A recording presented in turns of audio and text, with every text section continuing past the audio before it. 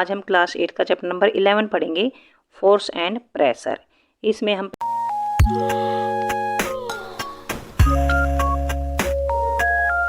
पहले फोर्स पढ़ेंगे। Class 7th में आपने पढ़ा होगा कि कैसे ऑब्जेक्ट्स मूव करते हैं। कोई ऑब्जेक्ट फास्टर मूव करता है, कोई स्लोअर मूव करता है। तो ये हम कैसे डिसाइड करते हैं कि कोई चीज़ तेज़ चलती है या धीरे चलती है। तो ये हम डिसाइड करते थे कि उसकी स्पीड के हिसाब से, कि जिस भी ऑब्जेक्ट की स्पीड ज़्यादा होती है वो चीज़ तेज़ मूव करती है, और जिस ऑब्जेक्ट की स्पीड कम होती है वो स्लोअर मूव करती है। ये है what does the distance moved by an object in unit time indicate. कोई भी ऑब्जेक्ट एक यूनिट टाइम में कितना डिस्टेंस कवर करती है उसको बोलते हैं स्पीड।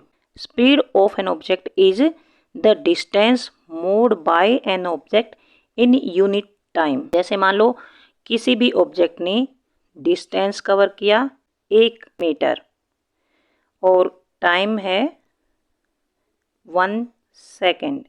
इसकी स्पीड होगी डिस्टेंस बाय टाइम। तो ये हो गया 1 मीटर डिवाइडेड बाय 1 सेकेंड। तो इसको लिख सकते हैं 1 मीटर पर सेकेंड। इसको ऐसे भी लिख सकते हैं 1 मीटर यहाँ पर सेकेंड और इसकी पावर -1। तो ये जो स्पीड होती है उसकी यूनिट होती है ये। जब हम स्पीड को मेजर करते हैं तो हम मीटर पर सेकेंड लिखते हैं, जैसे 20 मीटर पर सेकेंड या 30 मीटर पर सेकेंड ऐसे लिखते हैं पीछे। जैसे कि डिस्टेंस को हम मेजर करते हैं कि कितने किलोमीटर चला, इस तरह से स्पीड को मेजर करते हैं कितने मीटर प्रति सेकेंड चला या फिर कितने किलोमीटर प्रति सेकेंड चला। अगर डिस्टेंस किलोमीटर है और टाइम मिनट है तो किलोमीटर प्रति मिनट हो जाएगा। डिस्टेंस किलोमीटर है, टाइम आवर है, तो स्पीड हो जाएगी किलोमीटर पर आवर। जब किसी बॉल को हम फेंकते हैं तो कई बार वो अपने आप ही स्लो हो जाती है चलती चलती, और कई बार उसकी डायरेक्शन में भी चेंज आ जाता है। समटाइम्स इट में change in its direction of motion. इसको बोलते हैं डायरेक्शन ऑफ मोशन। जो वो चलती है तो चलती चलती वो घूम जाती है, उसकी डायरेक्शन में भी चेंज आ जाता है। It is also possible that the ball may slow down. Ball चलती चलती स्पीड भी उसकी स्लो हो जाती है या फिर उसकी डायरेक्शन में चेंज आ जाता है।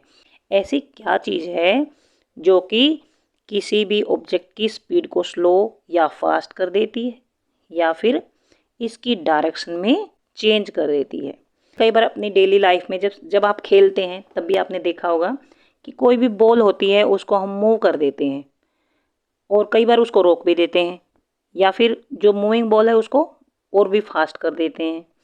या गोलकीपर जो होता है वो कई बार बॉल को रोक लेता है, और हॉकी प्लेयर होता है वो बॉल की डायरेक्शन को हॉकी स्टिक से चेंज भी कर देता है। मान लो ये बॉल इधर जाती है और हॉकी स्टिक से इस तरफ कर देता है इसको। या फिर जो मूविंग बॉल है उसको कोई भी पकड़ लेता है और बॉल की स्पीड कम हो जाती है। How do fielder stop the ball, और फील्डर्स बॉल को स्टॉप कर देता है। आप भी खेलते होंगे और बहुत सारे ऐसे इंसिडेंट्स होते रहते हैं जिनमें हम बॉल को कैच कर लेते हैं, उसकी स्पीड को कम कर देते हैं या उसकी स्पीड को फास्ट कर देते हैं या फिर उसकी डायरेक्शन को चेंज कर देते हैं। बॉल ही नहीं, बहुत सारी ऐसी चीज़ें होती हैं जिनकी हम स्पीड चेंज कर देते हैं। जैसे साइकिल चलाते हैं तो फास्टर पैडल लगा के, जल्दी जल्दी पैडल लगाकर हम उसकी स्पीड को बढ़ा देते हैं, या फिर ब्रेक्स लगाकर उसकी स्पीड को कम कर देते हैं। तो इस तरह से बहुत सारे ऐसी सिचुएशंस होती हैं जिनमें या तो किसी भी ऑब्जेक्ट की स्पीड को फास्ट किया जाता है या उसकी स्पीड को स्लो कर दिया जाता है या फिर उसकी डायरेक्शन को चेंज कर दिया जाता है। ये जो चेंज आता है ये कैसे होता है? हम कई बार कहते हैं कि इसके ऊपर फोर्स लगाया है, पुश लगाया है या फिर पुल किया है। कई बार हम चीज़ों को पुश करते हैं या फिर फोर्स लगाते हैं। We often say that the force has been applied on a ball when it is kicked. हम कहते हैं किसी भी बॉल को हमें फेंकना होता है या फिर पुश करना होता है या थ्रो करना होता है या फ्लिक्ट करना होता है, तो हम कहते हैं फोर्स अप्लाई किया है उसके ऊपर। मतलब उसको पुश किया है तो हमने कोई फोर्स अप्लाई किया है, उससे उस बॉल को पुश किया है। या फिर थ्रो किया है तब भी हमने फोर्स अप्लाई किया है, फ्लिक्ट किया है तब भी फोर्स अप्लाई किया है, या फिर किक किया है तब भी फोर्स अप्लाई किया है। तो ये जो फोर्स होता है ये क्या होता है और इस फोर्स से क्या क्या किया जा सकता है? जिस भी बॉडी पर फोर्स लगता है उसमें क्या चेंजेस आते हैं। We shall seek answer to such questions in this chapter. ये जो क्वेश्चंस हैं इनके आंसर्स हम ढूंढेंगे।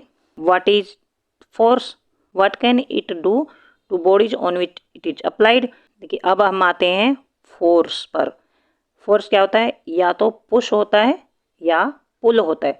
मतलब या तो हम किसी चीज़ को धक्का लगाते हैं या फिर हम किसी चीज़ को खींचते हैं अपनी तरफ, तो वो भी एक फोर्स हुआ, या दूसरी तरफ धक्का लगाते हैं तो वो भी एक फोर्स हुआ।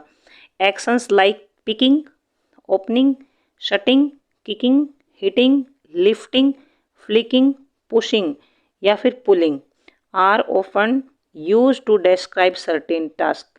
कई बार हम किसी चीज़ को उठाते हैं, किसी चीज़ को खोलते हैं, बंद करते हैं, किक करते हैं, या उसको हिट करते हैं, या उसको उठाते हैं, या उसको चोट लगाते हैं, पुश करते हैं, पुल करते हैं। तो ये सभी जो हम काम करते हैं तो वो किसी न किसी चीज़ को डिस्क्राइब करते हैं। Each of these actions usually results in some kind of change.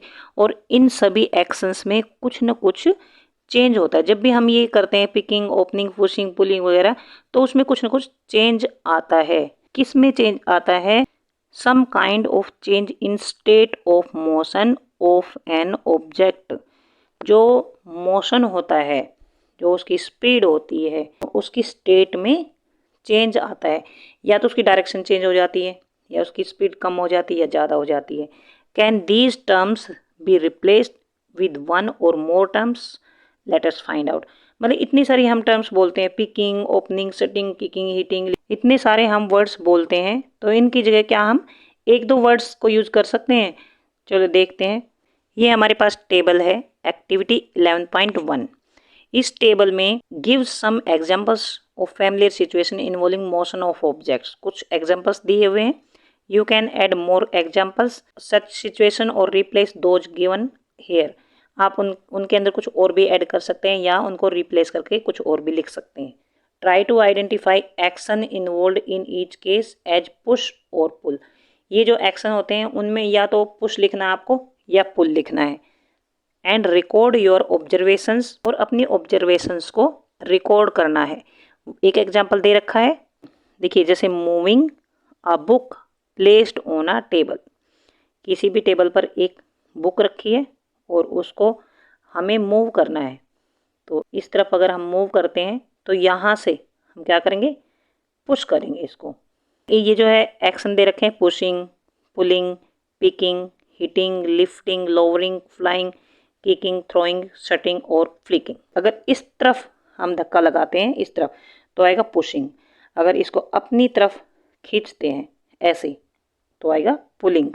क्योंकि हम उसको मूव करते हैं बुक को, तो उसको पुश भी कर सकते हैं, पुल भी कर सकते हैं, दूसरी तरफ भी धक्का लगा सकते हैं, अपनी तरफ भी खींच सकते हैं, या उसको उठा भी सकते हैं। उठाने से भी मूव हो जाती है वो, तो lifting. Action can be grouped as a push और पुल। तो इसको हम लिख सकते हैं पुश भी किया है इसमें हमने, या फिर पुल भी किया है। क्योंकि जब हमने इसको उठाया है ऊपर की तरफ बुक को, तब भी हमने पुल किया है ऊपर की तरफ। तो इसको पुश भी लिख सकते हैं और पुल भी लिख सकते हैं।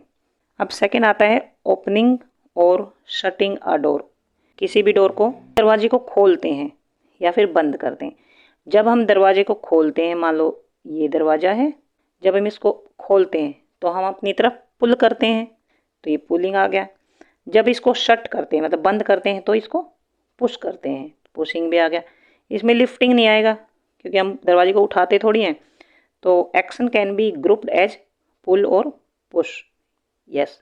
अब थर्ड आता है drawing a bucket of water from a well. कोई भी जो कुआं होता है उसमें एक बकेट है और इसको पुल करना है ऊपर, इसको ऊपर की तरफ खींचना है।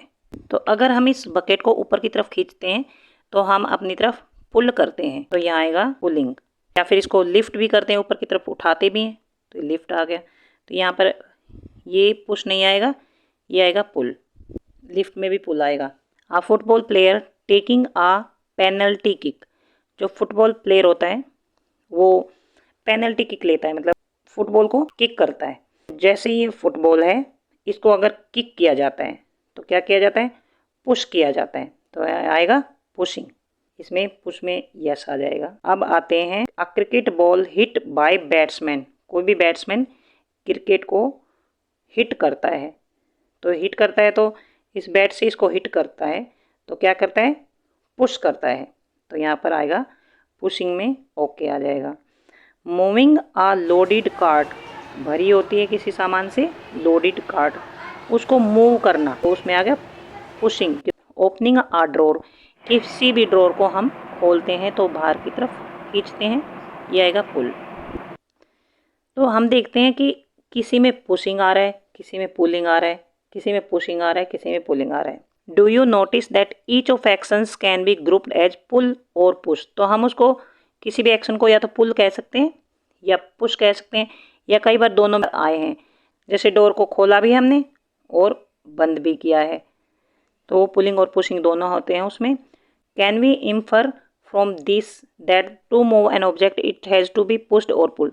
इससे क्या रिजल्ट निकलता है, किसी भी ऑब्जेक्ट को मूव करने के लिए या तो उसको पुश किया जाता है या उसको पुल किया जाता है, या तो उसके ऊपर धक्का लगाया जाता है या उसको अपनी तरफ खींचा जाता है। इन साइंस, अब साइंस में क्या बोलते हैं इसको, इन साइंस अब पुश और pull on an object is called force. तो ये जो पुश या पुल होता है इसको ही फोर्स बोला जाता है। जैसे कई बार कहते हैं इसको जोर से खोलो, इस पर धक्का लगाओ या इस पर जोर लगाओ, वो होता है force. Thus we can say that the motion imparted to objects was due to action of force। किसी भी ऑब्जेक्ट को मोशन में लाने के लिए जो एक्शन किया था वो था action of force. When does a force come into play? Let us find out। जो फोर्स होता है वो कब काम में आता है देखते हैं हम। ये पहेली क्या बोलती है पढ़ लेते हैं एक बार। I learnt in class 6 that a magnet attracts a piece of iron towards it। एक मैग्नेट होता है वो आयरन के पीस को अपनी तरफ अट्रैक्ट करता है, अपनी तरफ खींचता है। इज अट्रैक्शन ऑल्सो अ पुल। क्या ये जो अट्रैक्शन है ये भी एक पुल है? यस, क्योंकि ये इसको अपनी तरफ खींचता है तो ये भी एक पुल है। What about repulsion between similar poles of two magnets. जो दो मैग्नेट्स होते हैं उसके जो सिमिलर पोल्स होते हैं, जैसे नॉर्थ, ये नॉर्थ और ये साउथ, इस तरह से ये साउथ और ये नॉर्थ, जब ये एक दूसरे को इसके नज़दीक लाते हैं तो ये दूर दूर भागते हैं, एक दूसरे को आपस में पुश करते हैं दूसरी तरफ। It is a pull or push. तो ये साउथ इसको पुश करता है और ये वाला साउथ इसको पुश करता है, तो ये आएगा पुश। मीन्स इसमें भी फोर्स लगता है। जो ये मैग्नेट्स होते हैं इनके अट्रैक्शन और रिपल्सन में भी फोर्स लगता है, क्योंकि यहाँ पर देखिए इसने आयरन इधर पुल किया और इधर सेम जो पोल्स होते हैं इन्होंने आपस में पुश किया, तो ये या तो ये पुल हो गया या पुश हो गया। अट्रैक्शन फोर्स है या रिपल्सन फोर्स ऑफ मैग्नेट है, ये भी एग्जाम्पल ऑफ फोर्स होता है। तो यहाँ तक हमने पढ़ लिया फोर्स के बारे में कि फोर्स क्या होता है।